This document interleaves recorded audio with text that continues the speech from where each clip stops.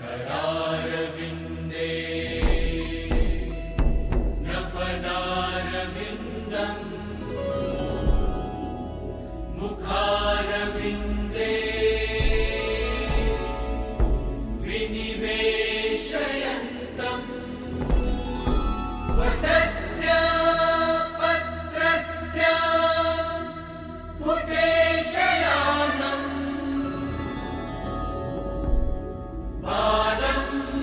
রাধে রাধে বন্ধুরা, তোমরা সবাই কেমন আছো?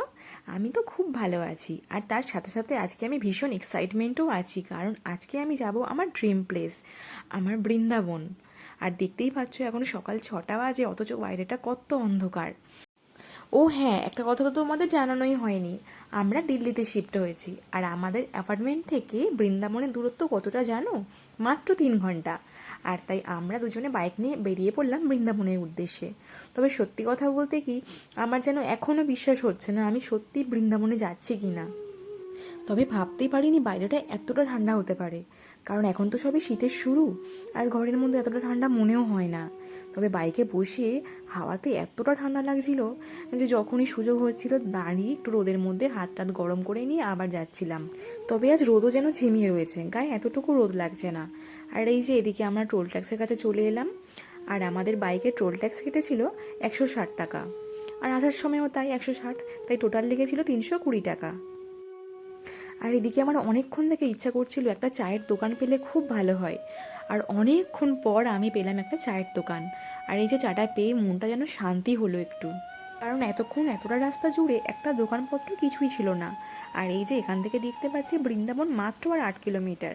তাই আমার মনের মধ্যে চলছে এক অন্যরকম অনুভূতি, কারণ আর কিছুক্ষণ পরেই পৌঁছাবো বৃন্দাবন। আর এই যে বৃন্দাবনের প্রবেশদ্বারেই প্রথমেই আমি পেলাম যমুনা নদীর দর্শন, যেখানে বৃন্দাবন প্রবেশদ্বারে লেখা আছে বৃন্দাবন পরিক্রমা মার্গ পার আপকা হার্দিক স্বাগত হ্যায়।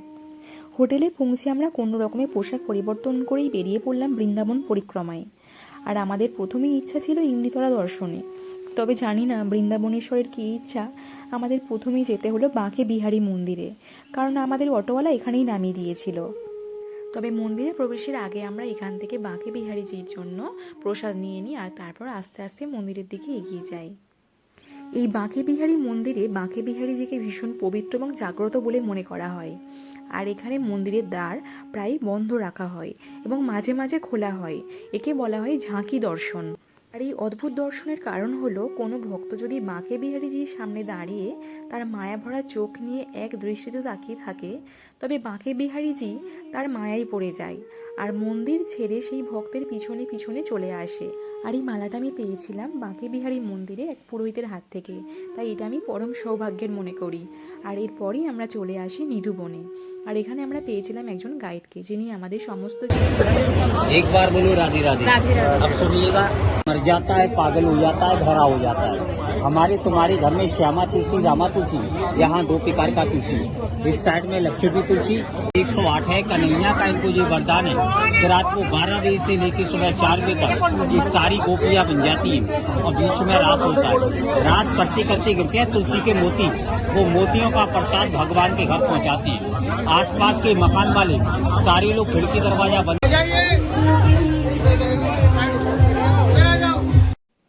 এই নিধুবনের মাহাত্ম্য আমাদের গাইড আমাদেরকে ব্যাখ্যা করে বলছিলেন। আর যার অর্থ ছিল এইরকম, এখানে যে গাছগুলো দেখছো এগুলো সবই বলা হয় তুলসী। তবে এটা আমাদের ঘরে যে সমস্ত রাধা তুলসী বা কৃষ্ণ তুলসী আছে তা কিন্তু নয়, এটাকে বলা হয় গোপীকান্ত তুলসী বা লক্ষ্মী তুলসীও রয়েছে অনেক জায়গায়। আর রাত্রিবেলায় এই তুলসী গাছগুলোই গোপী রূপ ধারণ করে, আর তারপরে হয় শ্রীকৃষ্ণের সাথে রাসলীলা। আর এই নিধুবনের মধ্যেই রয়েছে শ্রীকৃষ্ণের এক সুসজ্জিত ঘর, যেই ঘরের মধ্যে রাসলীলার পর রাধারানী এবং শ্রীকৃষ্ণ এসে বিশ্রাম করেন। তবে এখনও পর্যন্ত প্রতি সকালে সেই যে ভোগ রাখা হয়, সেই ভোগকে দেখা গেছে অর্ধ ভাঙা অবস্থায়, এবং সুসজ্জিত বিছানাও হয়ে থাকে এলোমেলো।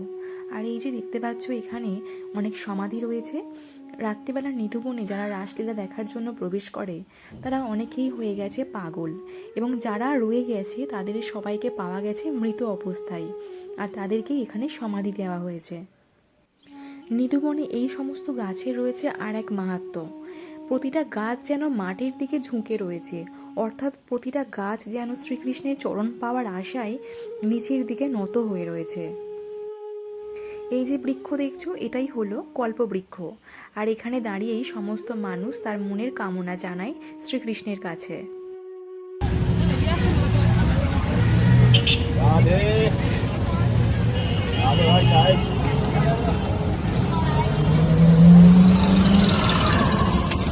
এখানে কেউ কাউকে ডাকার প্রয়োজন হোক, কিংবা ধন্যবাদ জানানো হোক, কিংবা দুঃখ প্রকাশ করাই হোক, সবাই রাধে বলেই সম্বোধন করে। আর এখানে আমাদের প্রচণ্ড খিদে পেয়ে গেছে, তাই আমরা অনেক খুঁজে পেলাম একটা বাঙালি হোটেল। আর এখানেই চলে এলাম দুপুরে লাঞ্চের জন্য। প্লেটে ছিল গরম ভাত, লাউয়ের তরকারি, মুগের ডাল, বেগুন ভাজা, ফুলকপি আলুর তরকারি আর এক চিলতে আচার। তবে সত্যি কথা বলতে কি, খাবারের কোয়ালিটি আমার খুব একটা ভালো লাগেনি। আর হ্যাঁ, এর প্রাইস ছিল 90 টাকা।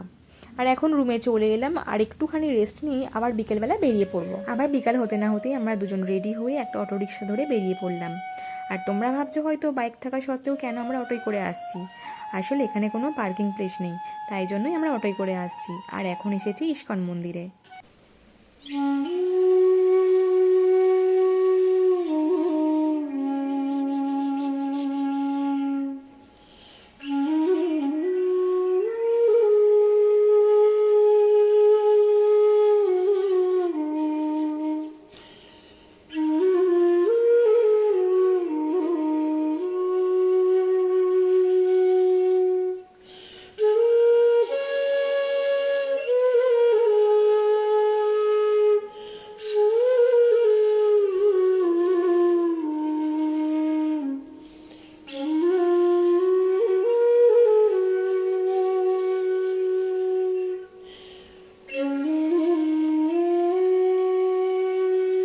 এখানকার ইস্কন মন্দির অনেকটা আমাদের মায়াপুর ইস্কন মন্দিরের আদলেই নির্মিত।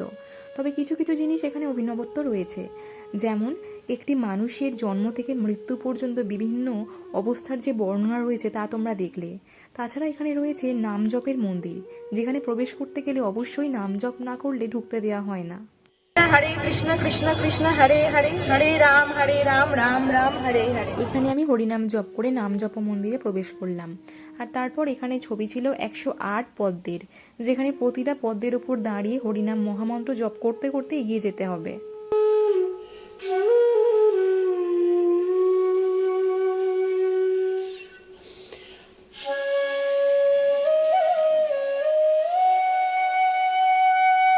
এখন আমরা ইস্কন মন্দির থেকে প্রসাদ পেয়ে বেরিয়ে এলাম প্রেম মন্দিরের উদ্দেশ্যে। তবে তার আগে রাস্তায় দেখলাম ইস্কন মন্দিরের সদস্যরা কেমনভাবে নাম সংকীর্তনে মেতে আছে।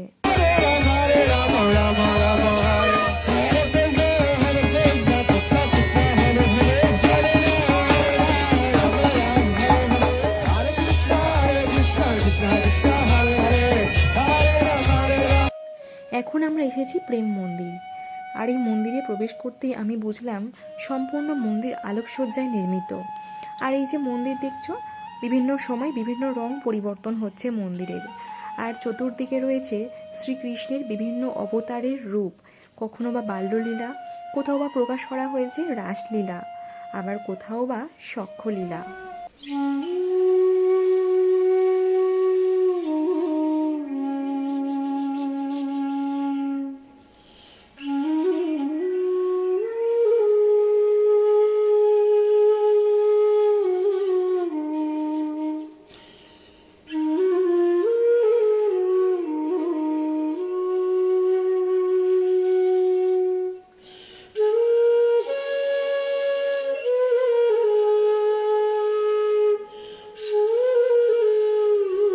তবে এখানে যেটা আশ্চর্য রকম সুন্দর লেগেছে সেটা হলো হরিনাম সংকীর্তনের সাথে সাথে আলোর ফোয়ারার এক অপূর্ব নৃত্য, আর তার সাথে সাথে সুন্দর আলোকসজ্জা, সে এক অপূর্ব সুন্দর। আমি করছি রাধে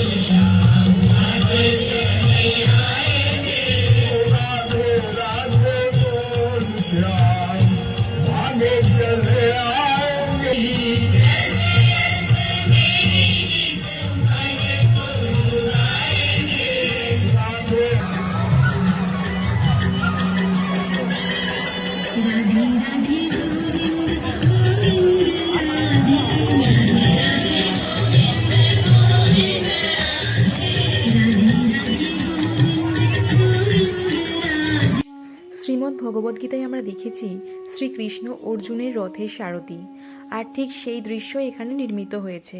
তাছাড়া রয়েছে রাসলীলার মতো অপূর্ব দৃশ্য।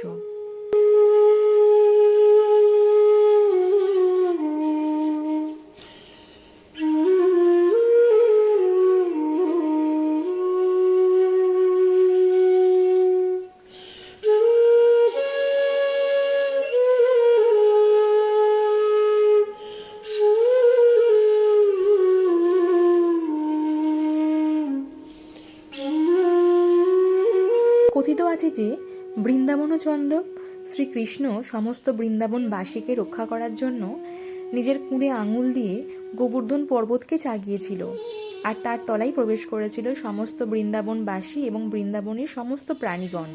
আর সেই চিত্র এখানে সুন্দরভাবে ফুটিয়ে উঠেছে। আর তারপর প্রেম মন্দির থেকে ফেরার পথে আমরা অন্য এক মন্দিরে প্রবেশ করলাম, আর সেটা ছিল আমাদের উপরি পাওনা। আর সেটা হলো দেবী কাত্যায়নী অর্থাৎ দুর্গারই এক রূপ। রাত 8টার পর বৃন্দাবনের সমস্ত মন্দিরই প্রায় বন্ধ হয়ে যায়, আর তাই আমরাও আর দেরি না করে রাতের ডিনারের জন্য চলে এলাম। আর আজকে এসেছিলাম আমরা অন্য এক রেস্টুরেন্টে, আর এখানকার খাবারের কোয়ালিটি যথেষ্ট ভালো ছিল, আর প্রাইসও যথেষ্ট রিজনেবল। আর আমরা খাবারে নিয়ে নিয়েছিলাম তান্দুরি রুটি আর মাশরুম মশালা। পরদিন সকালবেলা রেডি হয়ে আমরা বেরিয়ে পড়লাম, আর এখন আমরা যাব ইমলিতলা, যেখানে আমার যাওয়ার সবচেয়ে প্রথমেই ইচ্ছা ছিল, আর যে ইমলিতলা সম্পর্কে আমি অনেক কিছু শুনেছি। ইমলি অর্থাৎ তেঁতুল গাছকে নিয়ে রয়েছে এখানে নানা রহস্য। তার আগে আর এক ঘটনা বলি।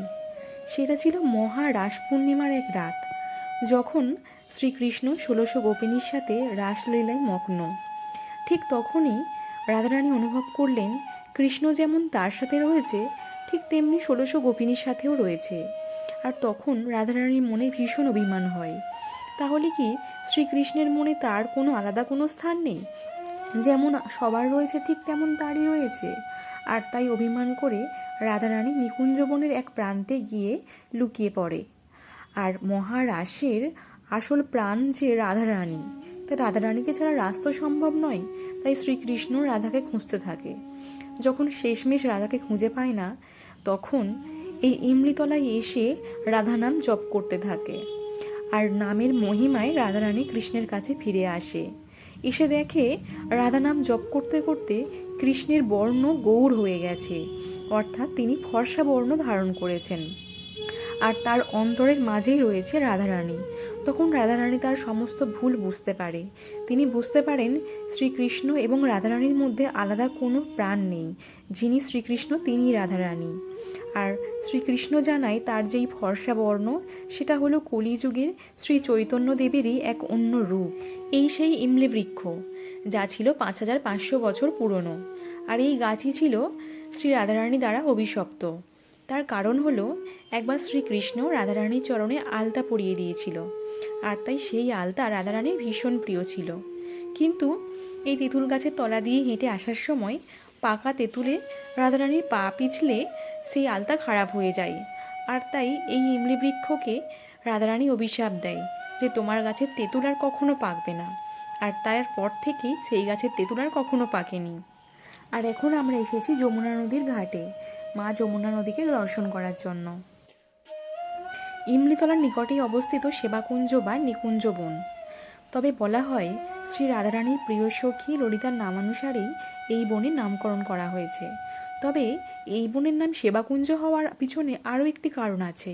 তার কারণ হলো শ্রীকৃষ্ণ শ্রী রাধারানীর চরণ সেবা করেছিল এখানে, আর তাই এই বনের নাম হয়েছে সেবাকুঞ্জ। বৃন্দাবনের শ্রেষ্ঠ বন হিসেবে চিহ্নিত করা হয় নিধু বনকে, আর দ্বিতীয় শ্রেষ্ঠ হিসেবে চিহ্নিত হয় এই নিকুঞ্জ বন বা সেবাকুঞ্জ, কারণ এই বনেও ঘটে নানা অলৌকিক ঘটনা রাধাকৃষ্ণকে কেন্দ্র করে। আর আমরা নিকুঞ্জ বনে প্রবেশ করেছিলাম অনেক সকালবেলা, যখন অনেক মানুষের সমাগম এখানে এখনও হয়নি। আর তাই আমরা এক ছমছমে পরিবেশের মধ্যে শান্তিপূর্ণভাবে ঘুরেছি, আর এর এক আলাদাই অনুভূতি।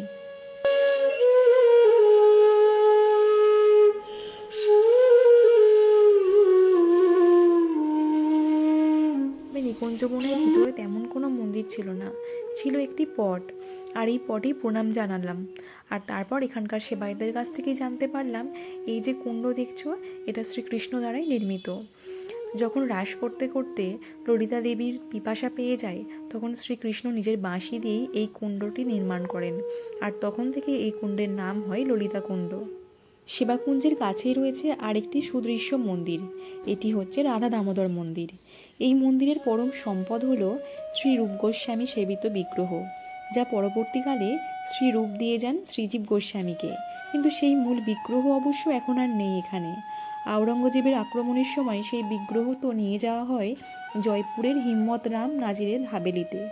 বর্তমানে বিগ্রহ ওখানেই রয়েছে। পরবর্তীকালে রাধা দামোদরের অন্য একটি মূর্তি এখানে স্থাপিত হয়েছে। এখন আমরা এসেছি কালীয় দমন ঘাটে, যে ঘাটে শ্রীকৃষ্ণ কালীয় নাগকে দমন করেছিল। তবে যমুনা নদী এখন অনেক সামনের দিকে অগ্রসর হওয়ায় এই ঘাট এখন জলশূন্য। আর এই সেই কেলিকদম্বের বৃক্ষ, যে বৃক্ষের ওপর উঠে শ্রীকৃষ্ণ যমুনা নদীর জলে ঝাঁপিয়ে পড়েছিল কালীয় নাগকে দমন করার উদ্দেশ্যে। এবার আমরা বাড়ির পথে রওনা হব। তবে সত্যি কথা বলতে কি, বৃন্দাবন ছেড়ে যেতে আমার এতটুকু ইচ্ছা করছে না, যেন মনে হচ্ছে আবার কবে আসবো বৃন্দাবন। জানি না আবার রাধারানীর কবে কৃপা হবে, আবার আমরা কবে বৃন্দাবন আসব।